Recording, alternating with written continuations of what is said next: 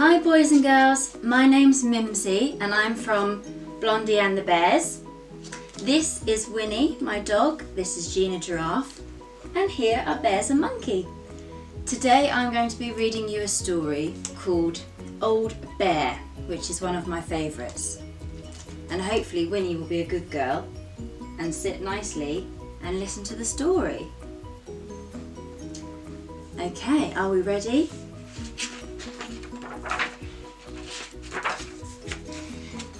It wasn't anybody's birthday, but Bramwell Brown had a feeling that today was going to be a special day.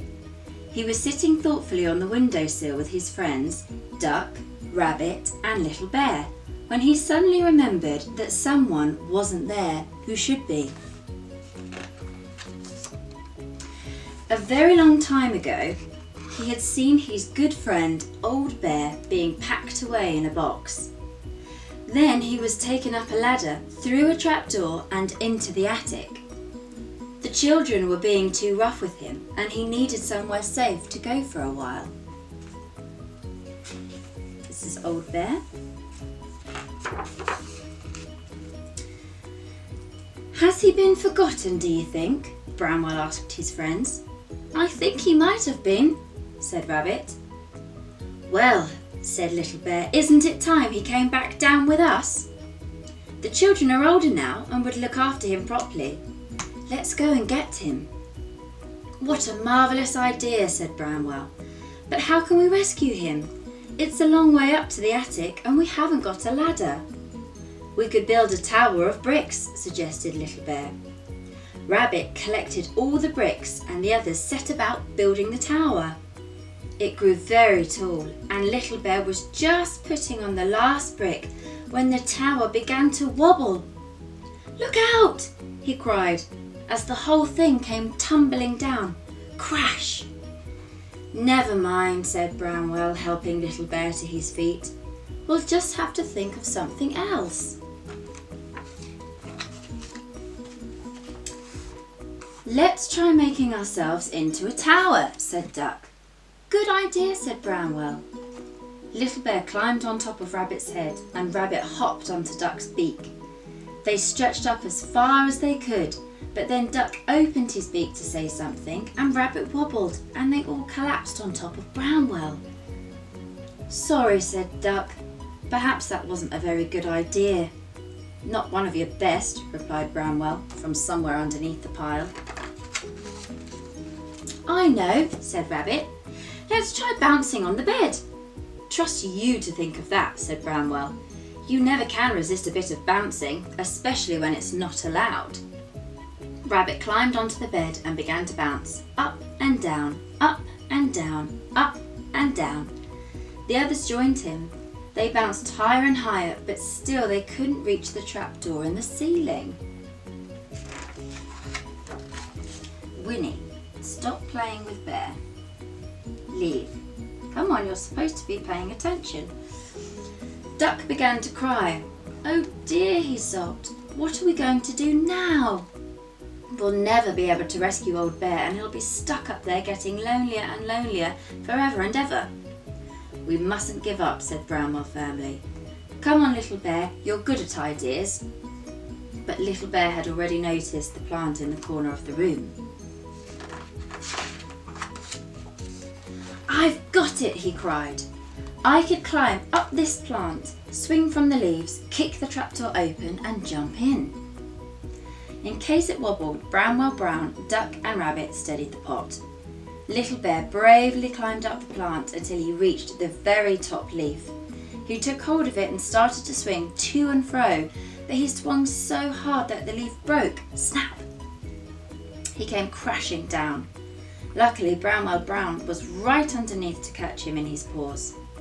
That was a rotten idea, said Little Bear. What was I thinking, said Duck. Was it a pity I can't fly very well, as I could have been quite a help? Aha, said Bramwell. That, my dear Duck, has given me a very good idea. I really think this one might work.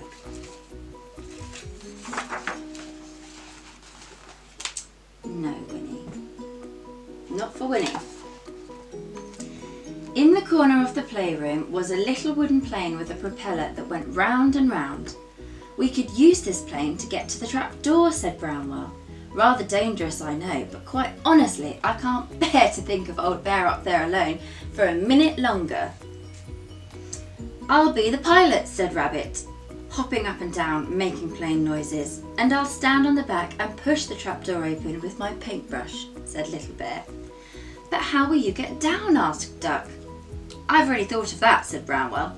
They can use these handkerchiefs as parachutes and we'll catch them in a basket. I know what you're thinking, Winnie, but no, you mustn't jump on Gina Giraffe. Brownwell gave Little Bear 2 big handkerchiefs and a torch so he could see them in the attic. Then he began to wind up the propeller of the plane. Rabbit and Little Bear climbed aboard and Brownwell began the countdown. 5, 4, 3, 2, 1, go! They were off. The plane whizzed along the carpet and flew up into the air. The little plane flew beautifully, and the first time they passed the trapdoor, Little Bear was able to push the lid open with his paintbrush. Then Rabbit circled the plane again, this time very close to the hole. Little Bear grabbed to the edge and with a mighty heave he pulled himself inside. He got out his torch and looked around. The attic was very dark and quiet, full of boxes, old clothes and dust. He couldn't see Old Bear at all. Any bears in here?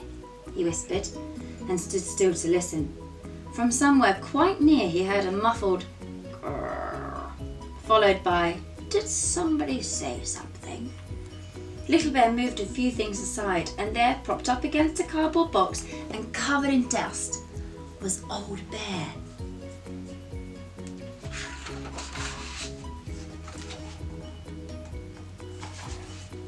Can you see Old Bear in the corner there? He's reading a book. Little Bear jumped up and down with excitement. Old Bear! Old Bear! I found Old Bear! So you have, said Old Bear. Have you been lonely? Asked Little Bear. Quite lonely, said Old Bear, but I've been asleep a lot of the time. Well, said Little Bear kindly, would you like to come back to the playroom with us now? That would be lovely, replied Old Bear, but how will we get down? Don't worry about that, said Little Bear. Brownwell has thought of everything. He's given us these handkerchiefs to use as parachutes.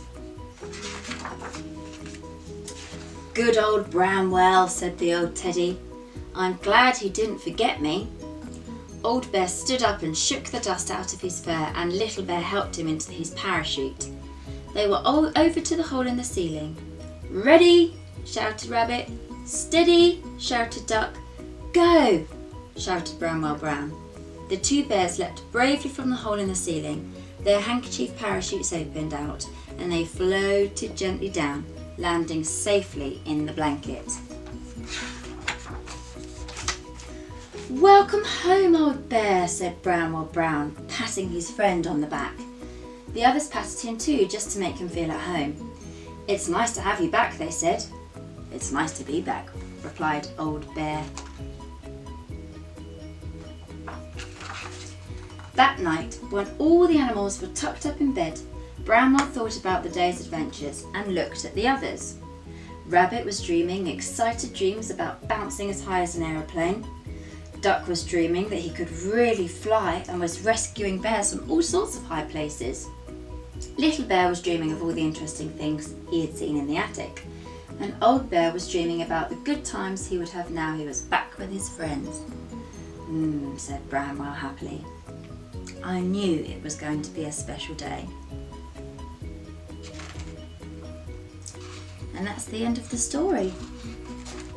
Well, I hope you enjoyed that story as much as we did and as much as Winnie did. And there'll be another video soon for the next story, which will be an absolute favourite, the Gruffalo. So stay tuned with Mimsi from Blondie and the Bears and thank you for listening. Bye!